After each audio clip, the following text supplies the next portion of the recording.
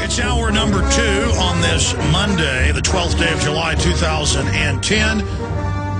And we are going to be going to your phone calls momentarily here. At the bottom of the hour, I'm going to start going over a ton of economic news, police state news, land-grabbing news, but also a lot of great people are starting to counter all of this. But right now, let's go to your phone calls.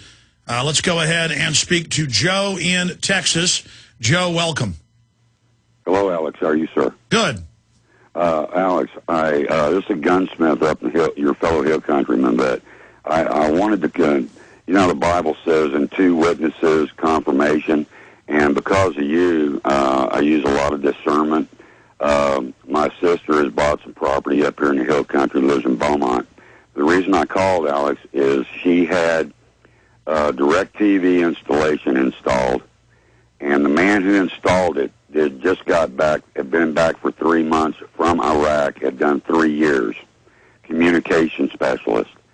The man told me, we were talking, we were sharing war stories, and I was telling him about Central and South America, Manuel Noriega, all of that. He was telling me that that Iraq is under martial law, his words. He also said that 2 of his friends were in this stop-loss thing. They got back, and they turned around and sent them to Afghanistan. The man that spent 3 years with him in Iraq is now back and is in the National Guard Reserve.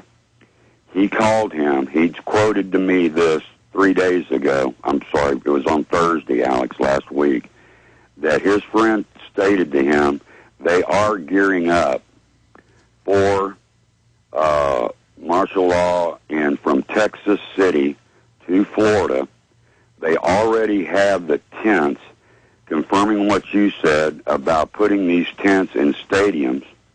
His words, that they are talking about evacuation from the coastline 50 miles inland. They are geared up for it, his friend's words, and confirmed that. He also stated to me that, of course, you already know, Alex, from your investigative work, that all calls that are called from or to the United States is monitored. Anything said about the government, commanding officers, things of that nature, they are cut off from their family in phone conversation. But they do have the tents in trucks. His friend stated to him in the service, the man's name is Greg, I have his home phone number, really nice man, said that they do have tents in place to put in stadiums. Well, by the way, it's not that I'm psychic. I've been to countless urban warfare drills. The guys were just in Chicago.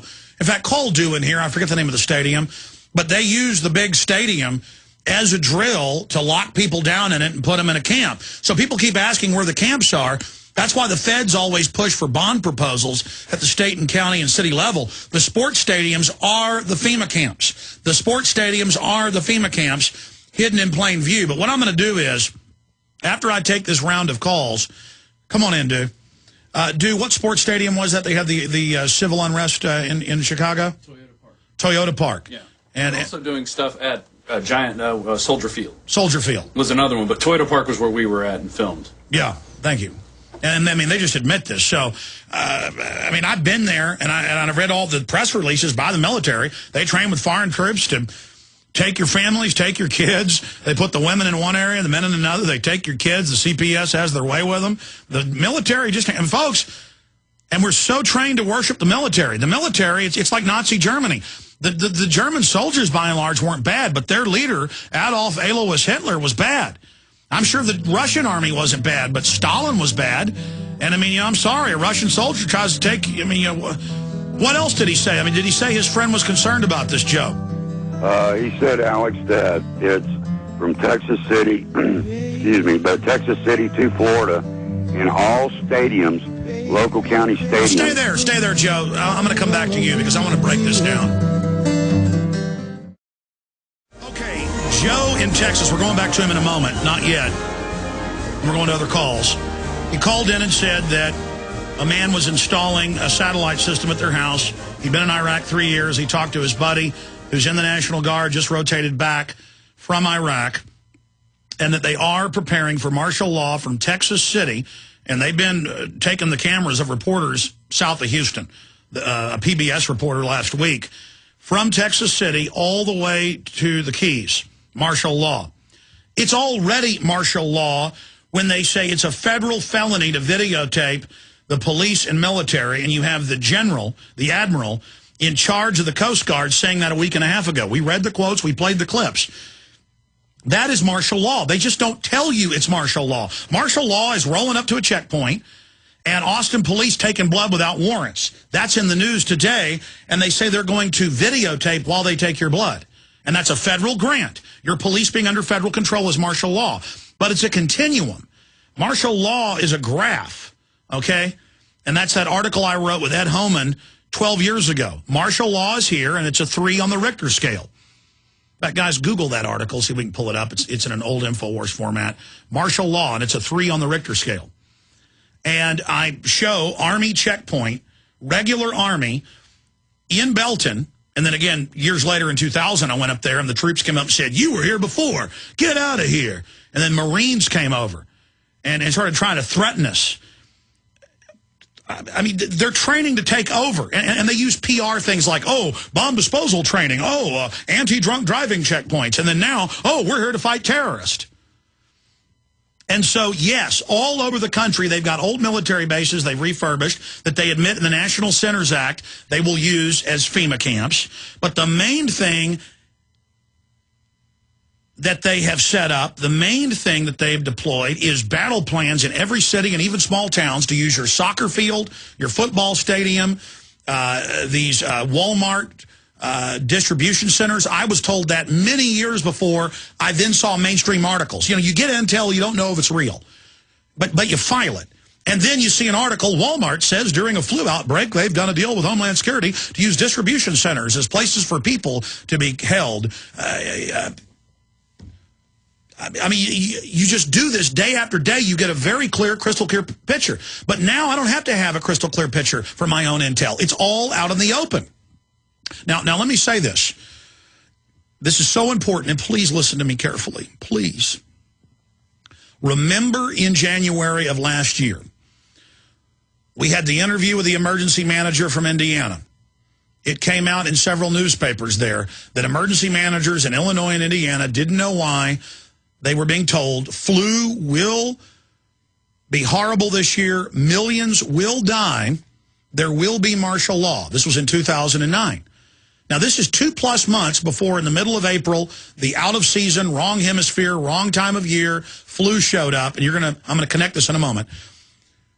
In the wrong time of year, wrong hemisphere, everything, this novel flu with no genealogy, with no family tree, because flu has a genetic history, just shows up out of nowhere. The media admits that this was engineered, that this was manufactured somehow. Now, let's go back. I get intel out of Indiana. Then I get intel out of California. Then I get intel out of Arizona. Then I get intel out of New York. And that was the last key piece I got when I went red level on air and started saying emergency, emergency, emergency in January and February and March and then into April. So 3 months before. You remember every day I said red alert, flu is coming, flu is coming. We don't know if this is going to be a real flu. We don't know if it's going to be a binary weapon or a tracker simulant, because I'd seen documents about them having an H1N1 simulant, attenuated virus that they had, quote, released to track how flu would spread. We weren't sure, but we had all these key pieces, and we knew that all over the country, police were being trained for martial law and for millions dead. I mean, they said, look for 1 million dead out of Chicago alone being buried over the border in that area of Indiana. And we had those interviews here on air with the emergency manager protecting his name. And then we had other reporters on from mainstream publications who had also confirmed the man's identity here on air, because as journalists, we can't tell you a secret source's name, but if I can have a mainstream reporter on as well to confirm that they know who their name is, they've interviewed them as well, that's a double proof for you. But then we got the key piece of intel. We got the Bureau of Cemeteries. In fact, the headline from Aaron Dykes was, because he wrote a story about it, was mass grave preparation confirmed. And you guys did a great job pulling up the martial law, and it's number 3 on the Richter scale article. I tried to pull up Aaron's headline. It was Infowars.com. Believe that one was by March. We had confirmed it. And it was mass grave plans confirmed. And because you can read with phone numbers and names, you can call them, a Bureau of Cemeteries, Department of Cemeteries plan in New York State for millions of dead. They were going to all the main cemeteries and saying, can you bury 100,000 here from flu? Can you bury 500,000 from flu here? There it is. Plans for mass graves confirmed, government survey, cemetery readiness for flu outbreak. And guys, scroll down and click on the actual documents for PrisonPlanet.tv viewers. If you're a radio listener, you can just search engine that term. Division of Cemeteries. Okay, I was calling it Bureau, going from memory. State of New York, Department of Division of Cemeteries.